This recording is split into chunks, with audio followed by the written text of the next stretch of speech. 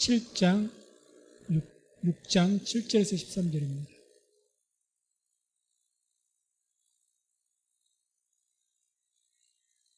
마가복음 6장 7절부터 13절까지 말씀을 같이 함께 읽어갑니다.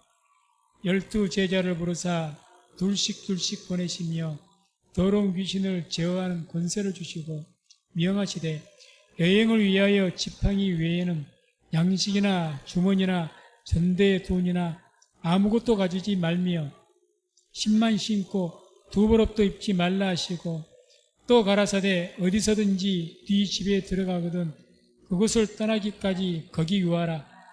어느 곳에서든지 너희를 영접지 아니하고 너희 말을 듣지도 아니하거든 거기서 나갈 때에 발날에 먼지를 떨어버려 저희에게 증거를 삼으라 하시니 제자들이 나가서 회개하라 전파하고 많은 귀신을 쫓아내며 많은 병인에게 기름을 발라 고치더라.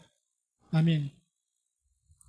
오늘 말씀은 예수님께서 12사도, 12제자를 파송하는 그런 내용의 말씀입니다. 그래서 오늘 이 말씀을 통해서 저희가 알 수 있는 것, 깨달을 수 있는 것을 4가지 정도로 우리가 볼 수가 있는데 그 첫 번째가 뭐냐?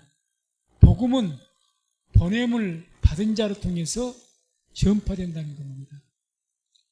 복음은 보냄을 받은 자를 통해서 우리가 사도 이러죠. 사도란 말이 아포스톨로스라는 그런 단어를 씁니다. 그 말은 보냄을 받은 자라는 뜻입니다. 사도란 말을 우리말로 바꿔 말하면 보냄받은 자라는 거예요. 보냄을 받은 자. 그래서 오늘 7절을 보면 이런 말씀이 나옵니다. 12 제자를 부르사 둘씩 보내시며 더러운 귀신을 제하는 권세를 주시고 이렇게 말씀하시죠. 여기서 이제 12 제자를 부르사 둘씩 보내시며 라는 말이 나옵니다.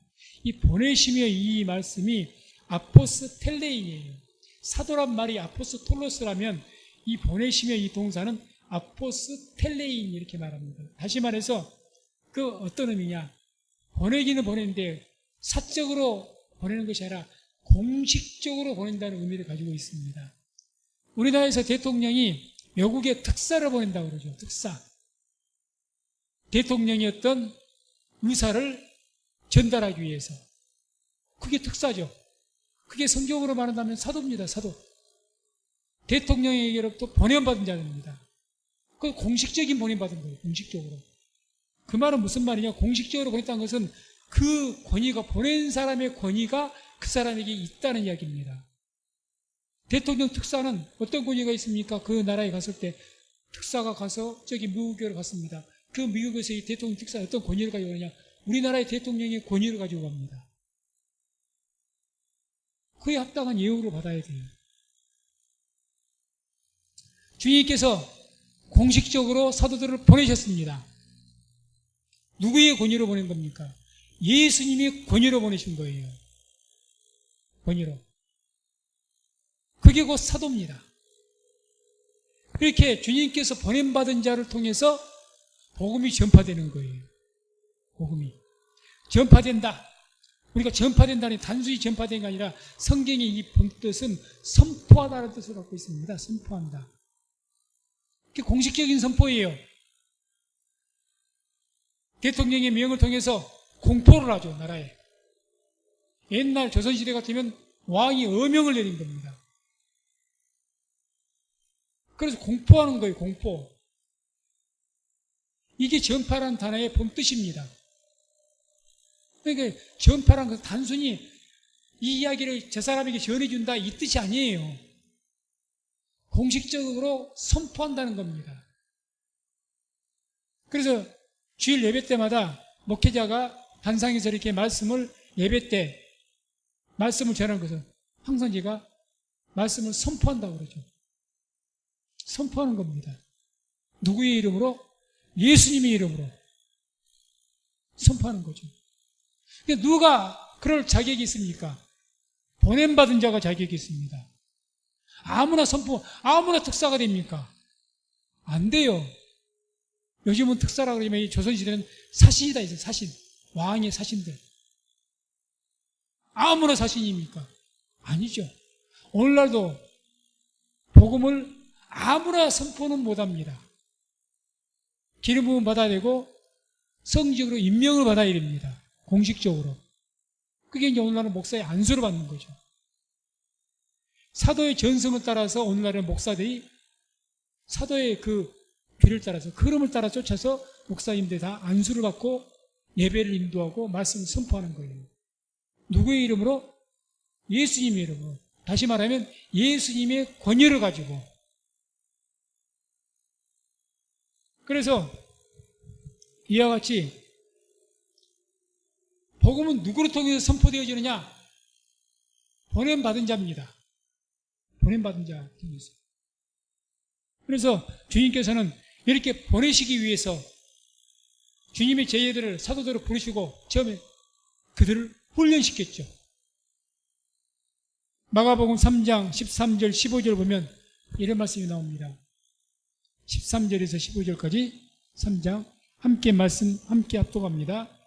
또 산에 오르사 자기의 원하는 자들을 부르시니 나온지라 이에 12를 세우셨으니 이는 자기와 함께 있게 하시고 또 보내사 전도도 하며 귀신을 내어쫓는 권세도 있게 하려 하심이러라.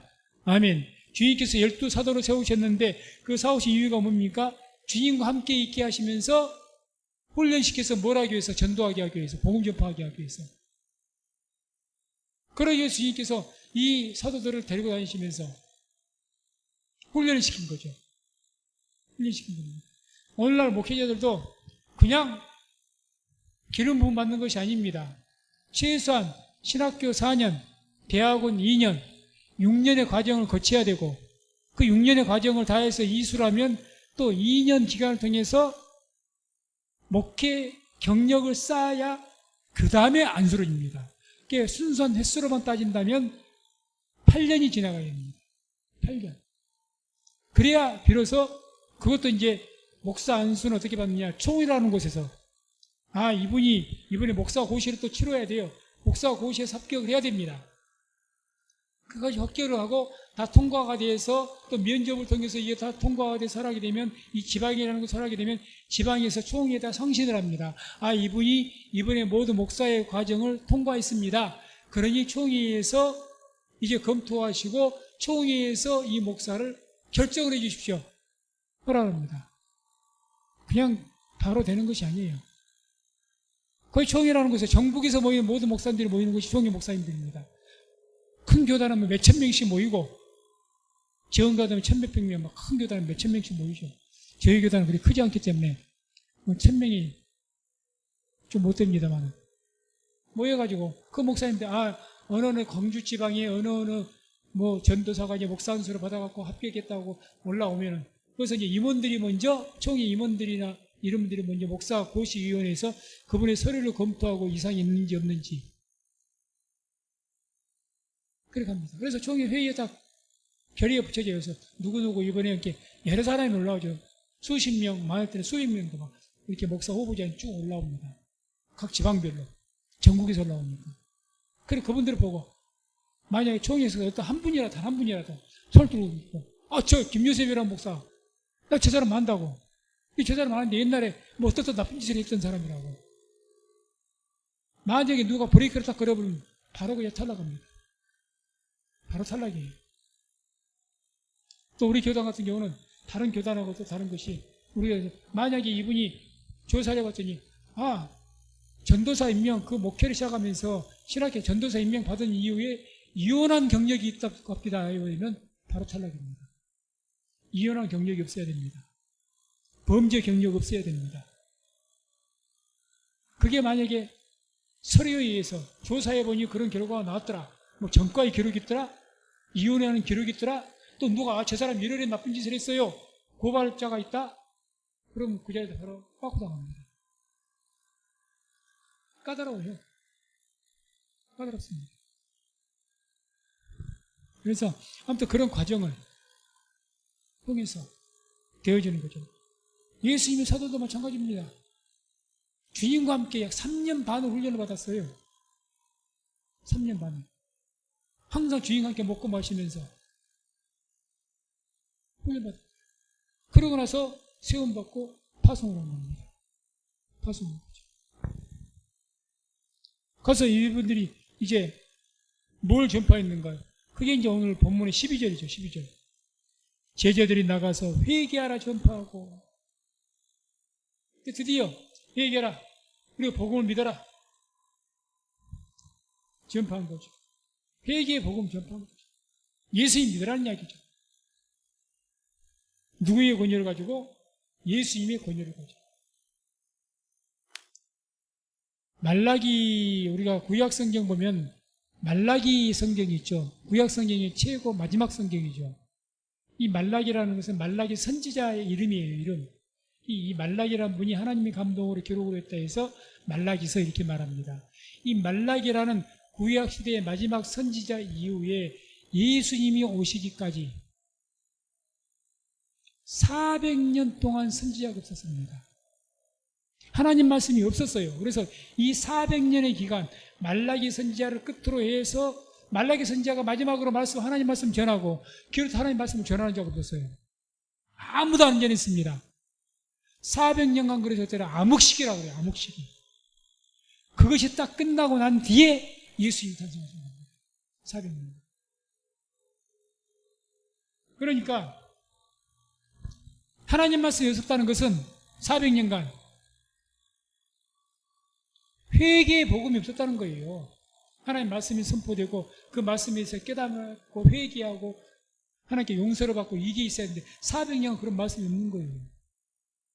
그러다가 세례 요한을 통해서 드디어 예수님에 대해서 전하기 시작하고 제자들, 사도들을 통해서 회개하라. 이제는 400년 동안 우리가 지금 이런 의미가 딱 갖춰졌다는 거예요. 구원의 의미 쉽게 말하면. 이제는 다시 회개하라고 복음을 선포하는 거죠.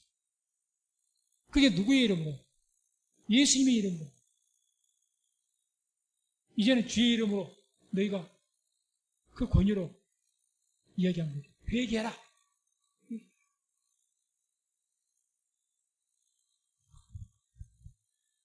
그래서 우리가 여기서 하나 생각해 볼 것이 우리의 삶 현실 속에서 우리는 흔히 이제 전도한다 그러죠. 전도. 교회에서. 전도합시다. 전도합시다.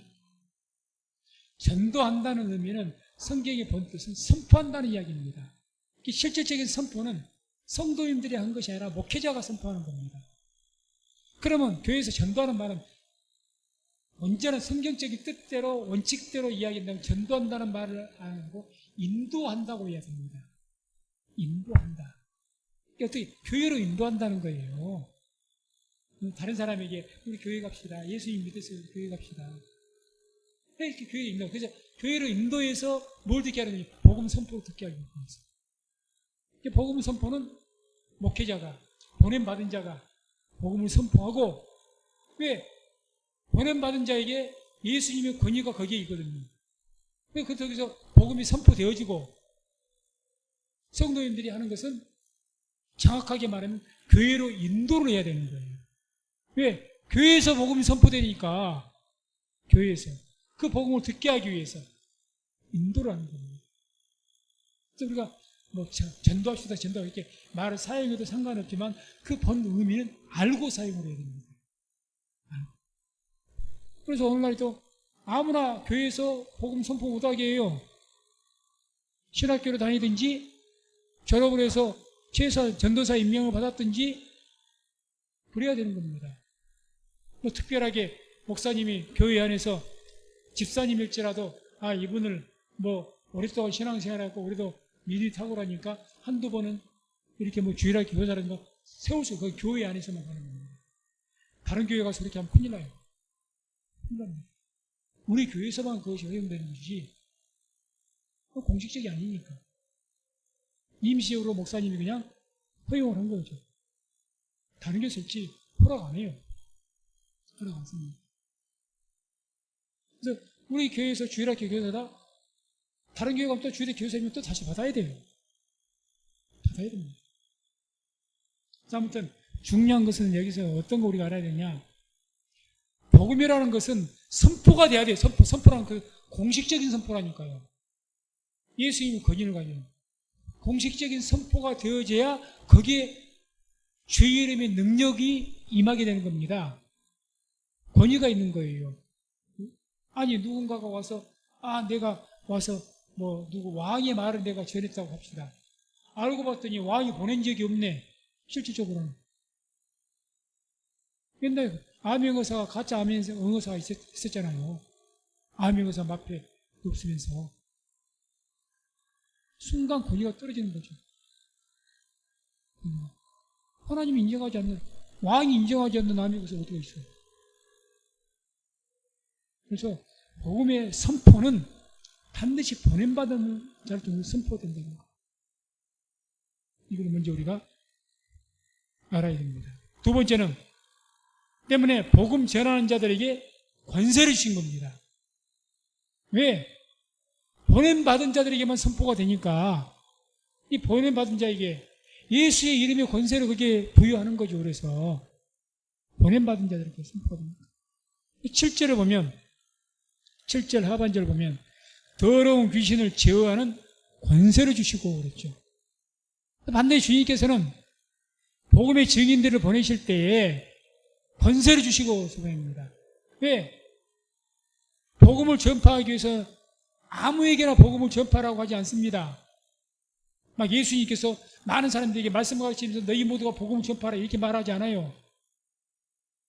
제자들에게만 이야기하죠. 제자들에게. 그래서 그들에게 뭘 주십니까? 더러운 귀신을 제어하는 권세를 주신 거죠. 복음이 선포되기 위해서는 무엇부터 돼야 되냐? 먼저 악한 그 복음을 알지 못한 사람에게 있는 그를 붙잡고 있는 귀신을 쫓아내야 됩니다. 그래야 복음이 선포가 됩니다. 그래서 먼저 주님께서 반드시 복음 전도자를 보내실 때 가장 먼저 주신 것이 권세입니다. 그것도 어떤 권세입니까? 귀신을 쫓아낼 수 있는 권세. 이걸 먼저 주시는 거예요. 자, 마가복음 3장 27절에 이런 말씀이 나옵니다. 함께 말씀 읽습니다. 사람이 먼저 강한 자를 결박지 않고는 그 강한 자의 집에 들어가 세간을 늑탈치 못하리니 결박한 후에야 그 집을 늑탈하리라. 아멘. 예수님께서 말씀하신 거거든요. 사람이 먼저 한 어떤 예를 들어서 이야기해요. 예를 들어서 사람이 먼저 어떤 것을 빼앗기 위해서 내가 저 집에 들어가서 저 집의 것을 빼앗기 위해서는 먼저 그 집에 있는 강한 자를 결박해야, 그 집을 지키고 있는 강한 자를 결박해야 그 집에 들어가서 그 집에 있는 세간의 물건들을 내가 뺏어올 수가 있을 것 아니냐 그 말이에요. 맞죠? 어떤 집에 가서 그 집에서 물건을 좀 가져오려고 하는데 다른 사람이 딱 지키고 버티고 있어. 어디가 가다가 뒤지게 맞으려고. 그게 그들부터 쫓아내고, 자, 우리가 어떤 사람을 주님께로 인도해야 돼요. 복음을 선포해서 예수님 믿게 만들어야 돼요. 근데 그를 지금 누가 잡고 있습니까? 귀신이 잡고 있습니다. 악한 영이 잡고 있어요. 그에게 복음을 전하기 위해서 복음이 선포되려면 무엇부터 쫓아내야 됩니까? 귀신부터 쫓아내야 돼요. 그러니까 우리 성도님들, 내가 누군가를 인도하고 싶다. 반드시 누군가를 교회로 인도하려고 하면 귀신이 방해합니다. 반드시 방해해요. 지금 예수 안 믿는 그 사람은 지 집이잖아. 얘가 지금 교회 다니다가 시험 들었어. 교회 안 나가. 딱 귀신이 또 알아들고 이거 이제 내 새끼하고 잡고 있어. 내 거예요, 내 거 이제. 놀려고 갈까요, 쉽게 귀신이? 안 놀려고 하죠. 이거 쫓아내야 됩니다. 쫓아내야 돼요. 그러니 누군가를 교회로 인도하시려고 하면은요, 반드시 먼저 그 영혼을 위해서, 기도하면서 귀신을 쫓아내시기 바랍니다. 더러운 게 떠나갈지어다. 그래야 귀신이 악한 영이 떠나가요. 들을 귀가 열려요. 들을 귀가. 악한 영이 막아버리면요, 아무리 듣기는 들어도 듣지를 못합니다. 안 들려요. 못 듣습니다. 쫓아내야 돼요. 쫓아내야 됩니다. 이건 이유가 없습니다. 마귀는 결코 그 어떤 영혼도 놔주려고 안 해요. 안 놔주려고 합니다. 쫓아내니까 예수님께서 막 귀신 쫓아내는 거예요. 쫓아내는 겁니다. 제자들도 막 귀신부터 쫓아내는 거예요. 그리고 복음을 선포하는 겁니다. 그래야 복음이 들어가니까. 복음이 들어가는 거예요. 그래서 이와 같이 권세를 딱 주시니까 뭘 제어하는, 귀신을 쫓아낼 수 있는, 제어할 수 있는 권세를 주니까. 그러니까 복음이 그 입술 속에서 선포가 되고, 복음이 선포될 때 귀신이 따라가니까, 그동안 말씀을 통 안 들었던 사람이 말씀을 듣게 되고, 예수님 안 믿었던 사람이 말씀 듣고 감동받고 회개하고 돌아오게 되고, 이런 역사가 있는 줄로 믿습니다. 그렇게 되는 거죠. 도무지 저 사람이 안 믿을 것 같았는데, 저 사람이 어떻게 해서 예수를 믿지? 그전에는 그렇게 설득을 하고, 어떻게 잘해주고, 뭘 사주고, 그렇게 해도 안 나오고, 기회이 한두 번 나오더니 안 나오고 그러더니, 그냥 어느 순간, 약간 쫓겨나니까. 쫓겨나. 그래서 되니까 13절에 이런 말씀이에요. 13절. 많은 귀신을 쫓아내며 많은 병인에게 기름을 발라 고치더라. 여기서는 이 병자들이 귀신 들려서 병든 그 어떤 병인들 말하겠죠. 다 귀신 들려서 병든 것은 아니지만 이제 귀신 들려서 병든 것도 많죠. 주로 그런 들을 쫓아내는 겁니다. 중요한 것은 복음이 선포되기 위해서는 또 우리가 어떤 영혼을 주님께 인도하기 위해서는 먼저 귀신을 쫓아내야 됩니다. 먼저 귀신 쫓아내야 됩니다. 이걸 이상히 받으면 안 됩니다. 우리가 예수 믿는 것은 영적 세계입니다. 예수님도 귀신 쫓아내는 일을 얼마나 많이 하셨습니까? 사도들이 귀신 쫓아내는 일을 얼마나 많이 했습니까? 쫓아내야 돼요. 귀신이 존재합니다. 악한 영이 존재해요. 그 영을 안 넣으려고 붙듭니다. 쫓아내야 돼요. 물론 때로는 예수를 믿는 사람도 귀신이 역사할 때가 있어요. 역사할 때가 있어요. 그래서 마음을 희한하게 막 강팍하게 만들고 교만하게 만들고, 예전에 안 그랬는데 이상하게 사람이 이상해져요. 이상해집니다. 그 악한 귀신이 그럴 수가 있습니다. 그러니까 그때는 사람을 대놓고 입으로 말해서 이렇게 하라는 것이 아니라 마음속으로 얼마든지 기도하시기 바랍니다. 성경 읽어보세요. 걸어서 광인, 군대 귀신 들었던 자가 예수님께 걸어서 광인 앞에서 떠나갈지라 이렇게 말하지 않았습니다. 예수님께서 마음속으로 그랬어요. 성경에 뭐라 하냐, 걸어서 광인이 그냥 갑자기 예수님께서 배 타고 와서 이제 건너 풍랑을 일으켜서 막 못 오게 하려고 했는데 결국 풍랑 다 잔잔케 하고 걸어서 그 땅에 오니까 걸어서 광인이 예수님 앞에 지가 달려서 무릎 꿇잖아요. 그때 성경이 뭐라고 이야기 나옵니까? 예수께서 이미 그 바다 가운데 있을 때 귀신 떠나가라고 명하셨다고 나옵니다. 그렇게 그 광인 앞에서 떠나갈지어다 이렇게 안 하시고 이미 마음속으로 하신 거예요. 다. 이미 이 풍랑과 바람을 갖다 태풍을 일으켜서 저거 조정한 것이 귀신이 저렇게 했다는 거 알고 계시거든요. 이렇게 바람을 꾸짖었고 바다를 꾸짖었잖아요. 바람과 바다를 그게 뭐라고 꾸짖습니까? 그 바람과 파도를 귀신이 배후에서 조종을 하니까 그 귀신들이 꾸짖는 거예요. 그래서 우리 예수 믿는 세계는 영적 세계를 이야기하는 것이지 육의 세계를 이야기하는 게 아닙니다. 항상 귀신 하는 것도 그렇게 올바른 것이 아닌 것이 알 수가 있지만, 그러나 중요한 것은 반드시 영적인 일, 예수를 믿게 하고 믿지 못하게 하는 것은 영적인 일입니다. 그게 육적인 일 아닙니다. 육적인 일이면 내가 저 사람 예수 믿게 해서 밥 잘 사주고 막 잘생김이 예수 믿을 사람이 있게 같죠. 사람이 어떻게 하면 예수 안 믿을 사람, 내가 노력하면 저 사람 예수를 믿게 할 수가 있을 것 같죠. 그렇게 안 됩니다. 안 돼요. 예수를 안 믿는 사람이 예수를 믿게 하는 것은요, 영적인 일이지 육적인 일이 아닙니다. 그러니 먼저 귀신을 쫓아내야 됩니다. 반드시 그렇습니다. 반드시.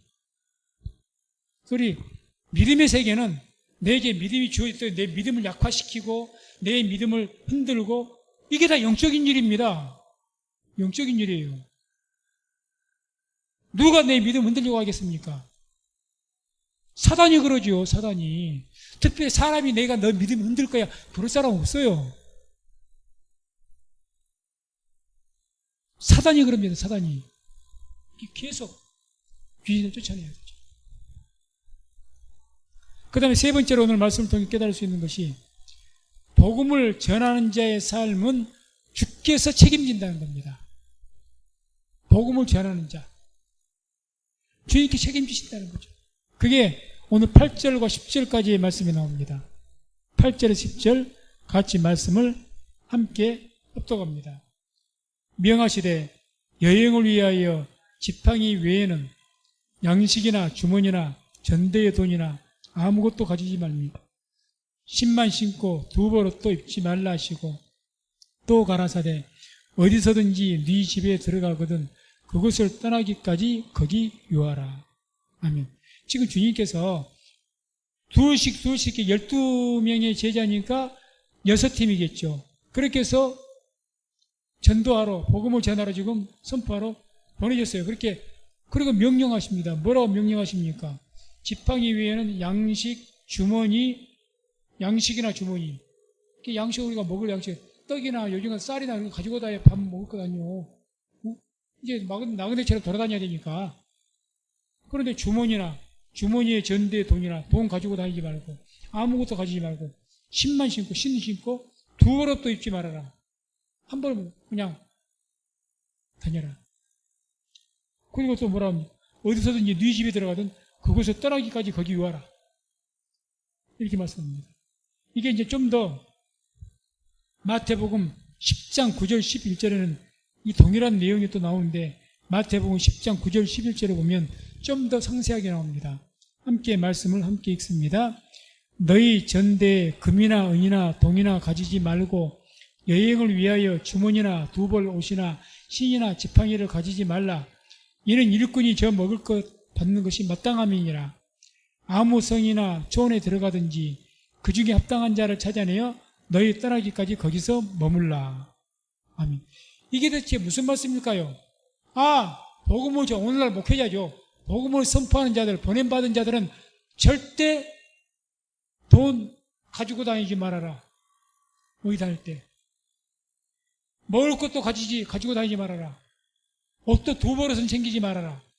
이게 계명일까요? 그런 의미가 아니죠. 어떤 집에 가면은 그 사람 찾아갖고 그 집에만 머물러라. 뭐 이런 거 다른 집으로 옮기지 마라. 이건 뭐 계명이야, 율법이야, 이유 없이 그대로 지켜? 이런 의미일까요? 그런 의미가 아니다는 거죠. 한마디로 의식주죠. 입는 거, 먹는 거, 사는 거죠. 거기에 대해서 말씀하지 않습니까? 네가 어디에 가든지 어떻게 거해라. 일부 먹을 거 가지고 다니지 마라. 이것은 바꿔 말해 무슨 말입니까? 내가 너의 의식주 모든 책임을 질 터이니 모든 것을 하나님께 맡기고 복음만을 전하라는 겁니다. 여기에 전념하라는 이야기예요. 지금 먹을 것, 입을 것, 거할 것 이런 것 네가 걱정하지 말고 그럼 뭐라고 말씀합니까? 이는 일꾼이 저 먹을 것 받는 것이 마땅하다. 일꾼이 저 먹을 것. 당연하죠. 주의 일을 하는데 세상 사람도 내 일을 해주면 그 주인이 뭘 줍니까? 월급을 주고 먹을 것을 줘요. 당연한 거예요. 그런데 하나님께서 하나님 일 시켜놓고 예수님이 주의 일 시켜놓고 먹을 것도 입을 것도 안 주겠냐는 거죠. 그러니 네가 나의 일을 할 때는 복음 전하는 나의 일을 할 때는 아무 염려하지 말고 복음만 전하라는 겁니다. 내가 책임질 터이니. 그 이야기를 이렇게 말씀하신 거죠. 그 이야기를. 그래서 지금은 그래도 많이 약해졌어요. 현지 상황이 어려워져서. 모든 교단들마다 장로교를 포함해서 우리 교단까지 다 교단들마다 헌법에 뭐라고 되어 있는 줄 아십니까? 목사에 대해서 나오는데 목사의 이중직이 금지가 되어 있습니다. 원칙적으로. 목사 임명을 받고 목회를 이렇게 단독으로 목회하는 사람은 절대 다른 직업을 가지면 안 된다는 거예요. 교회가 적어서 개척교회는 다 적잖아요. 사람이라도 제대로 나오겠습니까? 안 나와요.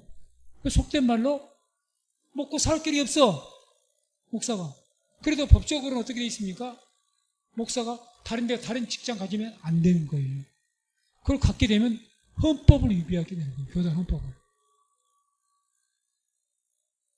이걸 법적으로 문제 삼으면 문제가 커집니다.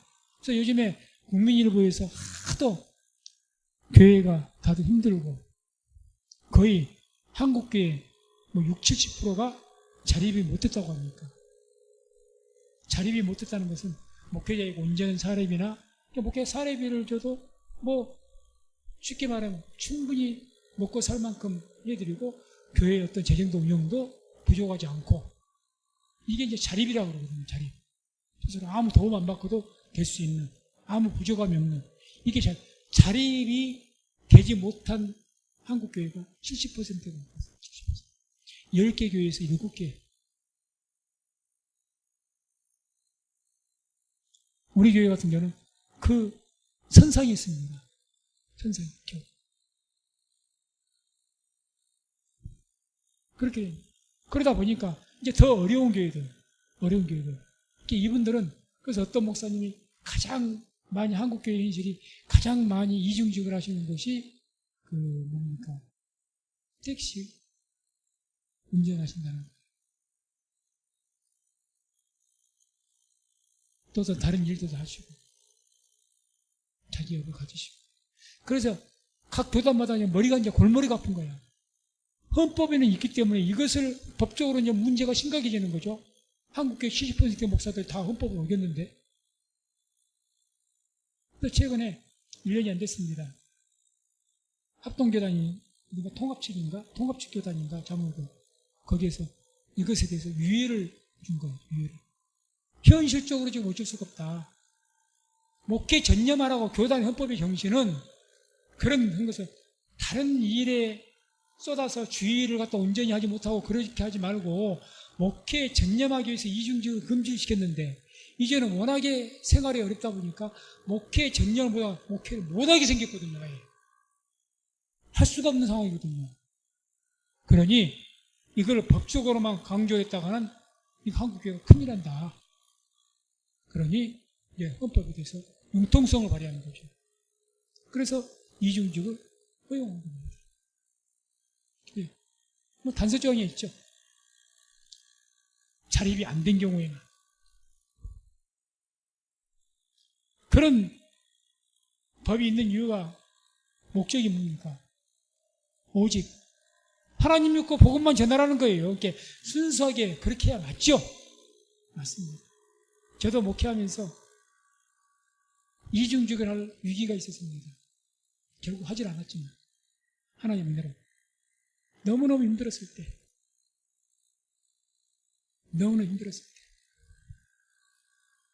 이중직을 할 뻔했어요. 오추dom이 있을 때 문제가 심각하니까.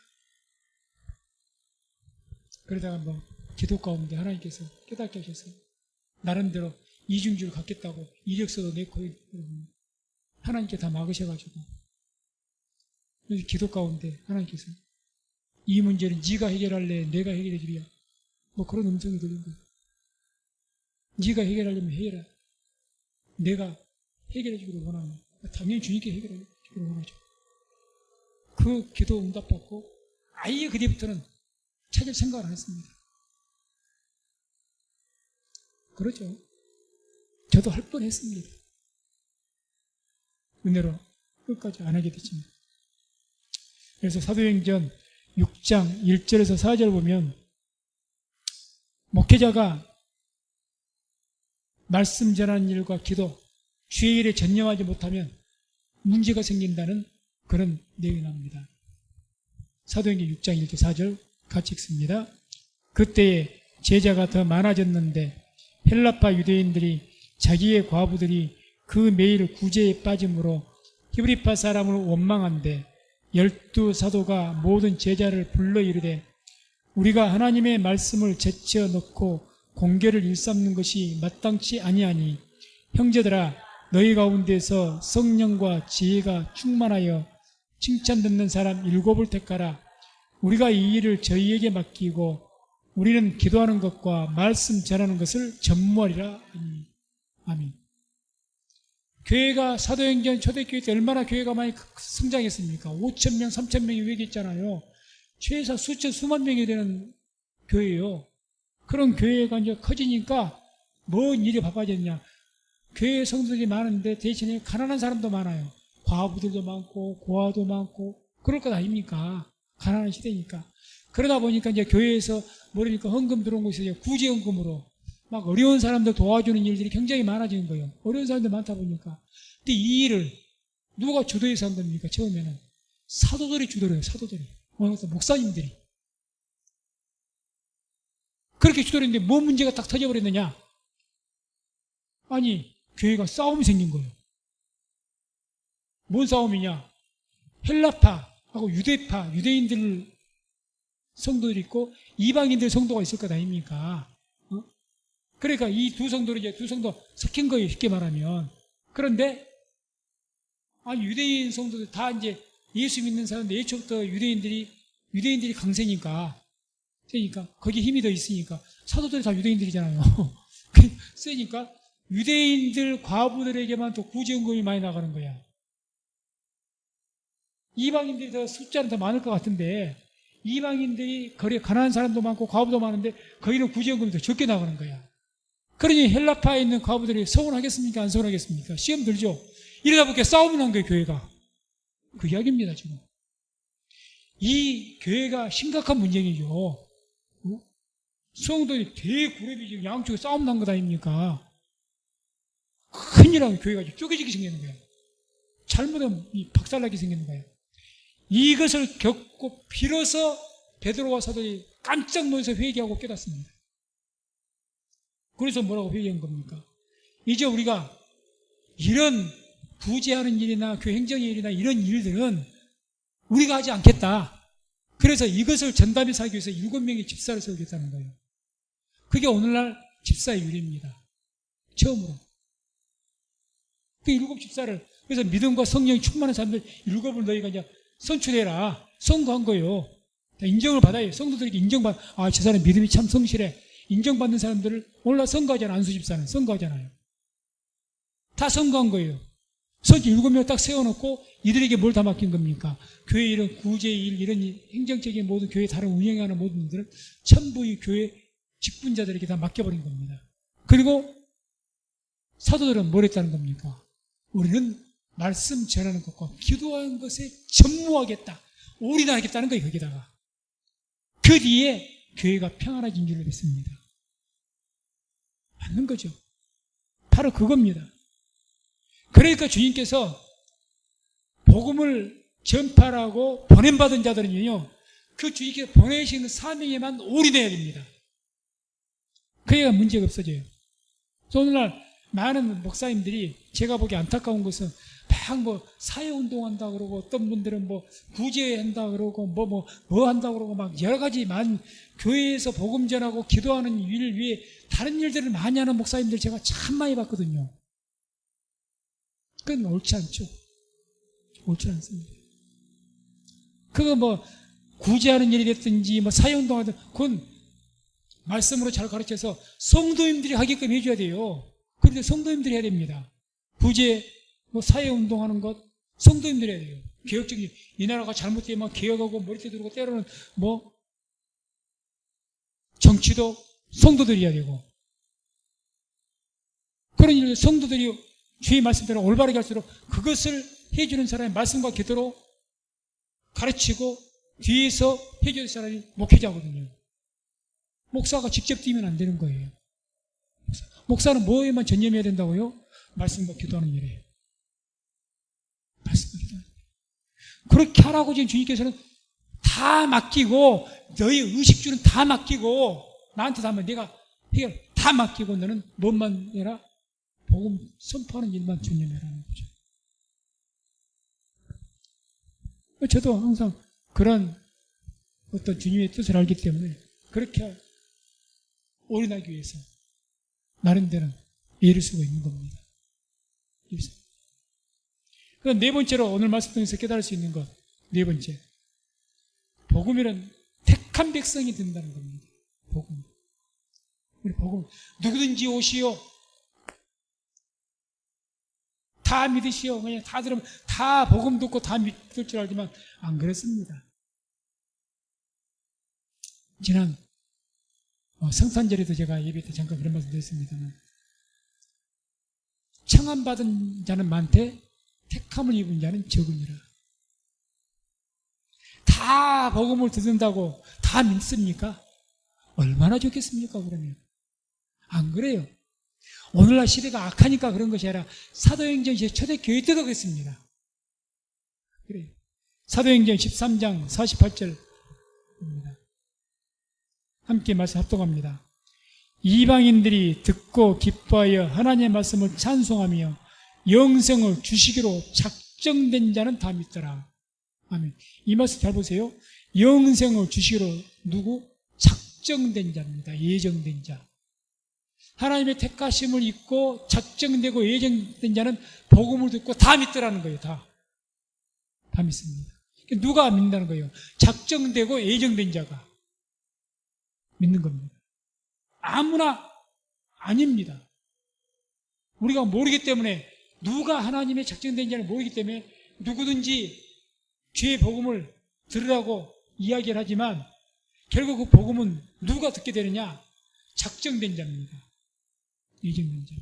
그럼 바꿔 말해서 우리가 지금 예수를 믿게 됐다는 것은 어떤 자라는 겁니까? 하나님의 택한 백성으로 작정된 자라는 겁니다. 하나님 앞에. 그러니까 예수를 믿을 수가 있는 거예요. 작정된 자가 아니고 예정된 자, 택한 백성이 아니었다면 절대 복음 못 듣습니다. 못 들어요. 그래서 너희가 듣기는 들어도 듣지 못하고 보기는 보아도 보지 못할 것이다. 작정된 자 아니면 못 듣습니다. 머리가 똑똑하다고 많이 배웠다고 믿는 것 아닙니다. 내가 배운 것이 없다고 예수를 못 믿는 것 아닙니다. 눈이 멀고 귀가 멀고 벙어리여도 예수 믿는 사람들이 있습니다. 듣지 못해도 믿는 사람이 있습니다. 그거 뭡니까? 두 귀가 다 뚫렸고 똑똑하고 해도 안 믿는 사람들이 얼마나 많습니까?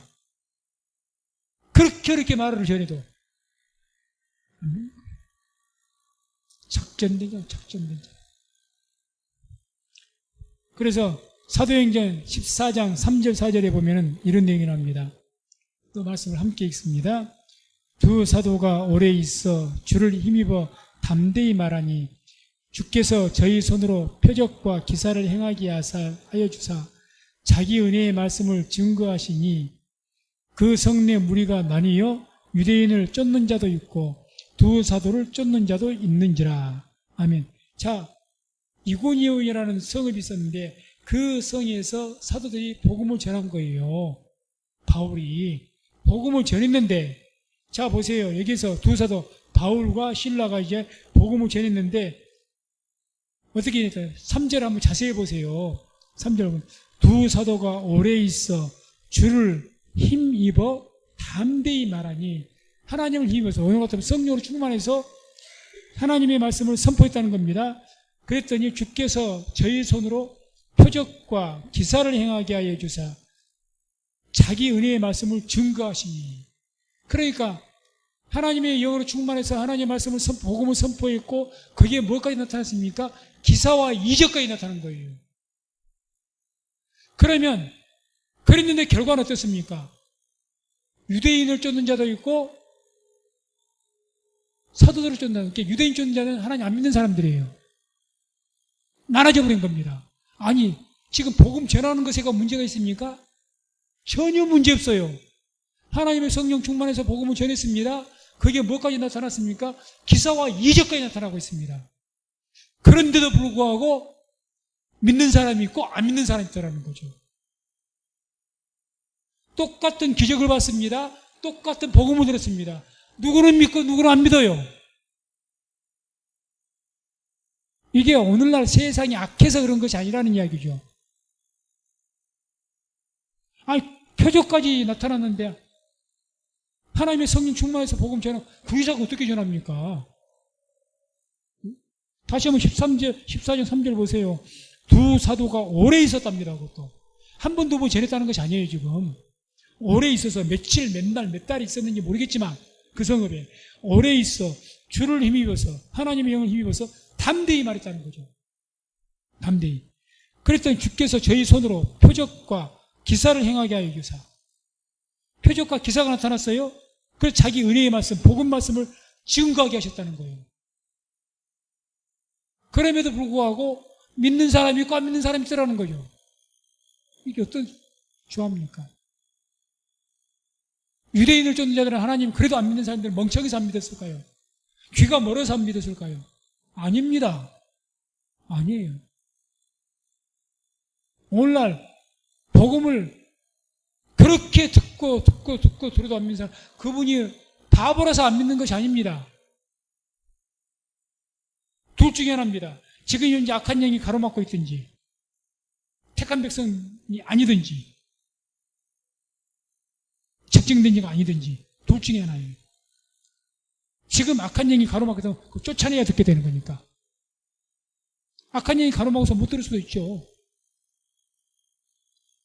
불행한 것은 하나님 작정된 자가 아니면 못 듣는 겁니다. 그래서 복음은 택한 백성에게 주어진 겁니다. 택한 백성이 듣는 거예요. 그래서 내 양은 내 음성을 들으며 그러죠.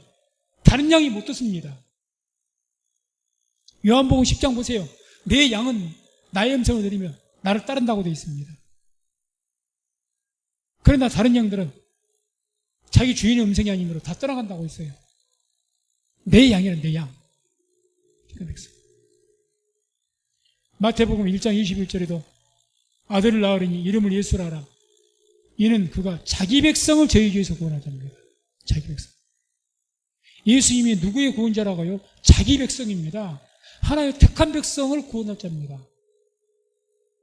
뭐 듣기 좋아서 예수님은 만인의 구원자입니다. 예, 그렇게 표현해 틀린 말은 아닙니다.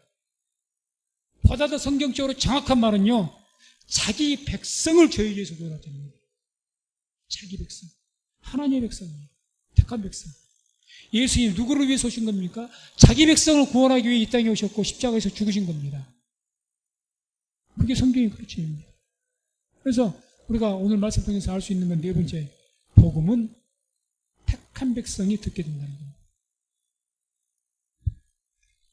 그래서 오늘 말씀 맺습니다. 우리 또한 복음을 전할 수 있는 그런 자가 되어야 될 줄로 믿습니다. 그래서 만약에 오늘 말씀이 그랬죠. 첫 번째가 복음은 보냄을 받은 자를 통해서 전파된다 했습니다. 사도들, 오늘 어떤 목사님들 통해서. 그럼 우리는 뭐 복음 전파도 못하니까 뭐 아무 일도 못하겠네요.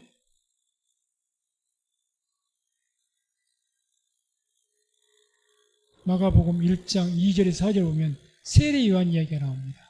한번 보겠습니다. 1장 2절에서 4절까지 함께 압독합니다. 선지자 이사야의 글에 보라, 내가 내 사자를 내 앞서 보내오니 저가 내 길을 예비하리라. 광야에 외치는 자의 소리가 있어 가로되 너희는 주의 길을 예비하라. 그의 첩경을 평탄케 하라. 기록된 것과 같이 세례 요한이 이르러 광야에서 죄사함을 받게 하는 회개의 세례를 전파하니. 아멘. 자, 우리 성도님들은 어떤 사람이 되어야 되냐? 세례 요한같이 복음의 길을 예비하는 자가 되시기를 바랍니다. 복음의 길을 예비하는 자들. 세례 요한이 누구의 길을 예비했습니까? 주의 길을 예비한 거예요. 예수님의 길을. 그래서 그 길을 평탄케 한 겁니다. 그럼 우리 성도님들은 복음의 길. 자, 복음을 어디서 선포합니까? 강대상에서 보냄받은 자인 목사님들이 선포합니다. 그리고 이 목사님들을 선포된 선포될 수 있는 그 길을, 그 첩경을, 그리고 이 길이 복음이 선포가 되어야 되는데, 어떤 안 믿는 사람에게 선포가 되는데, 이 길을 막고 있는, 그가 교회에 나오지 못하게 가로막고 있는 그 첩경들, 그런 것들을 평탄케 할 수 있는 그 길을 예비하는 것이 성도들의 사명입니다. 인도하는 거죠. 그러니까 저분이 교회를 안 나와. 예수를 안 믿어. 그리고 저분이 못 나오게 된 이유가 뭐냐? 뭐 교회에서 시험에 들었느냐? 어떤 환경이 막혀서 이러느냐? 그럼 악한 영이 막아서 그러냐? 그럼 제가 복음의 길로 나올 수 있도록, 복음 앞으로 나올 수 있도록 그 길을 평탄케 해주는 일을 우리 성도님들이 하셔야 된다는 거죠. 그 길을 하는 것이 바로 오늘날 우리 쉽게 말하는 전도의 일입니다. 인도할 수 있는. 그걸 하셔야 됩니다. 그것을. 누가 됐든지 교회에 나와서 복음을 들을 수 있도록. 복음 들을 수 있도록. 제가 이런 전도에 대해서 말을 나올 때마다 꼭 또 한 가지 강조한 것이 있죠. 저기 직접 만나기 힘들거든 유튜브 설교라도 보내시란 말입니다. 보내세요. 욕을 먹더라도 보내세요. 그만 보내라고 해도 보내세요. 100번을 보내서 한 번 듣고 1년 뒤에 2년 뒤에 돌아올지 어떻게 알겠습니까? 우리가 눈물을 흘리고 씨를 뿌리면 당장에 기쁨으로 단을 거두지 않겠지만 훗날 반드시 기쁨으로 단을 거둘 것이라고 성경에서는 곳곳에서 약속하지 않습니까? 그냥 보내보세요. 자식이 됐든지 친구가 됐든지 그냥 보내보세요. 그 자꾸 뭘 하는 겁니까? 복음이 선포되는 길을 평탄케 해야 되죠. 그 일을 해야 돼요. 그 일을. 그래서 이와 같이 복음의 길을 예비하는 세례요한과 같은 그런 우리 모든 성도님 되어서 우리 성도님들 통해서 많은 영혼들이 주께로 나올 수 있는 은혜가 있기를 주의 이름으로 축원을 드립니다.